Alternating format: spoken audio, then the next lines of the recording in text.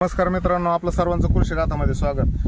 मित्रांनो, आज आपला विषय की या पद्धतीचे जर झाड आपले झालेले असतील, जवळजवळ 3 ते 4 वर्षाचे झाड आणि ते पण एकदम पिवळे पडल्यासारखे, त्याची वाढ थांबल्यासारखी आणि खुरुंटे जर झाड झालेत, आपण विचार करतोय की बाकीचे झाड चांगले आहेत आणि आपलेच झाड का खुरुंटे झाले, पिवळे पडलेले आहेत। तर मित्रांनो, याचे मुख्य कारण आपण आज जाणून घेणार आहेत या व्हिडिओच्या माध्यमातून। तर सुरुवातीला आपण पाहूयात की या झाडांचं नेमकं पिवळं पडण्याचं कारण काय होऊ शकतं। तर याचं सगळ्यात महत्त्वाचं कारण पहिलं असं आहे की आपण ज्यावेळेस झाडांची लागवड करतो, मोसंबी बागेची लागवड करतो आणि आपलं जे ड्रीप असतं तर ते पूर्ण खोडा लगत असतं आणि ते ड्रीप आपण बदलतच नाही, म्हणजे त्याची जी जागा बदलायला पाहिजे तर ती न बदलल्यामुळं खोडा लगत सतत असणारं पाणी आणि त्याच्यामध्ये रूट झोन हा जागेवरच असतो खोडा शेजारी, जोपर्यंत झाड लहान असतं आणि त्याच्यानंतर आपण सततचं पाणी तिथं देत राहिल्यामुळं तिथं बुरशी तयार होते आणि परिणामी बुरशी मुळांना लागते आणि मुळाद्वारे वहन होऊन पूर्ण झाडामध्ये बुरशी युक्त झाडे होऊन जातं। मित्रांनो, या झाडांचं ड्रीप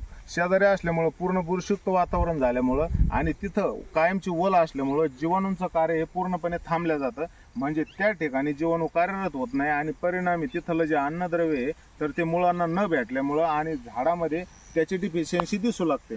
मित्रांनो, याच्यासाठी आपल्याला काय काय उपाययोजना करता येतील हे महत्त्वाचं आहे।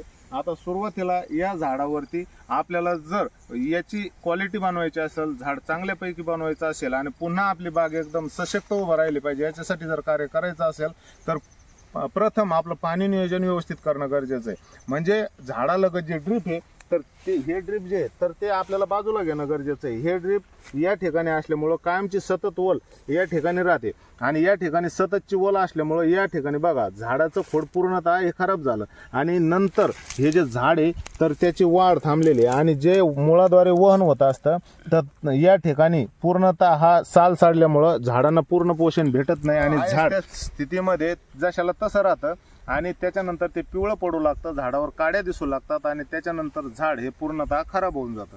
तर मित्रांनो, याच्यावरती उपाय कसा करायचा, तर ज्या झाडांच्या साली खराब झालेल्या आहेत तर तिथं आपण थोडक्यात इलाज असा करू शकतो की मेडिकलमध्ये पोटॅशियम परमॅग्नेट भेटतं, जेणेकरून त्या पोटॅशियम परमॅग्नेटने खोड पूर्णतः धुवून काढायचं आणि त्याच्यानंतर आपल्याला बोर्डो पेस्ट किंवा गाईचं शेण आणि गोमूत्र ह्या 2 गोष्टीचा जर इथं वापर केला तर 100% आपली झाडाची साल ही व्यवस्थित होणार।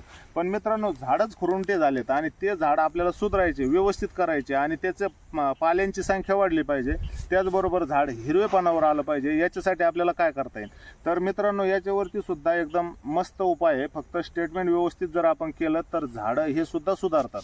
तर त्याच्यासाठी सर्वात प्रथम आपल्याला हे ड्रीप झाडापासून किंवा झाडाच्या खोडापासून जवळजवळ जशी कॅनोपी झाडाची असते किंवा झाडाची बॉडी असते त्या लेवलला आपल्याला ड्रीप घेणं गरजेचं आहे। दुसरा मुद्दा येतो की आपल्याला त्या जमिनीमधली बुरशी पूर्णतः गायब करायची।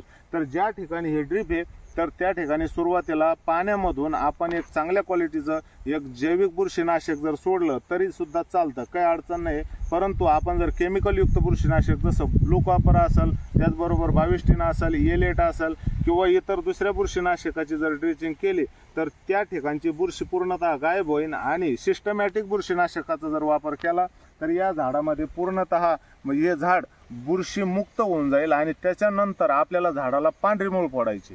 आता पांढरी मूळ कशी फोडायची, तर ह्युमिक ॲसिड प्लस आपल्याला त्याच्यामध्ये चांगल्या क्वालिटीचा मायक्रोरायझा घ्यायचा आहे, म्हणजे जेणेकरून आपल्या झाडाची पूर्ण मूळ ही व्यवस्थितरित्या वाढली पाहिजे आणि झाडांना पांढरी मूळ ज्यावेळेस तयार होईल त्यावेळेस झाड हे परत अन्न ग्रहण करण्यासाठी तयार होईल आणि त्या ठिकाणी बुरशीमुक्त झाल्यामुळे जीवाणूंचं कार्य पुन्हा एकदा सुरू होईल।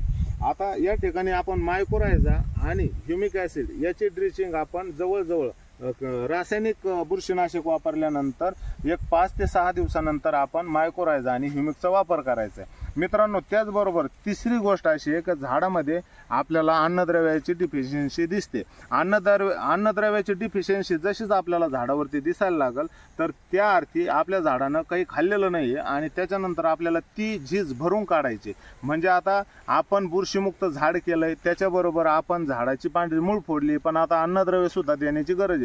वॉटर सोलेबल मधून आपण याच्यामध्ये सूक्ष्म अन्नद्रव्याचा पुरवठा हा पूर्णतः झाडांना त्याच्यानंतर एक 5 ते 7 दिवसानंतर करायचं आहे, जेणेकरून हे झाड पुन्हा एकदा अन्न ग्रहण करून या झाडाची कॅनोपी, या झाडाचे पानं आणि त्याचबरोबर हे झाड पुन्हा एकदा चांगल्या स्थितीमध्ये उभं राहण्यासाठी तयार होऊन जाईल। तर मित्रांनो, या अशा पद्धतीनं जर आपण सर्व शेड्यूल जर हँडल केलं तर निश्चितच पुढच्या 3 ते 4 महिन्यामध्ये पुन्हा एकदा आपली बाग ही आपल्याला हिरवीगार दिसेल आणि आपले झाडं एकदम चांगल्यापैकी दिसेल. फक्त झाडांचं व्यवस्थित नियोजन करा, झाडाचं व्यवस्थापन व्यवस्थित करा आणि भविष्यामध्ये मोसंबीचे दिवस येत आणि त्याचबरोबर आपण व्यवस्थित बागाला जर जीव लावला तर नक्कीच 100% येणारा काळ हा मोसंबी शेतकऱ्यासाठी चांगला असणार आहे. मित्रांनो, भेटूया पुढच्या व्हिडिओमध्ये. तोपर्यंत जय.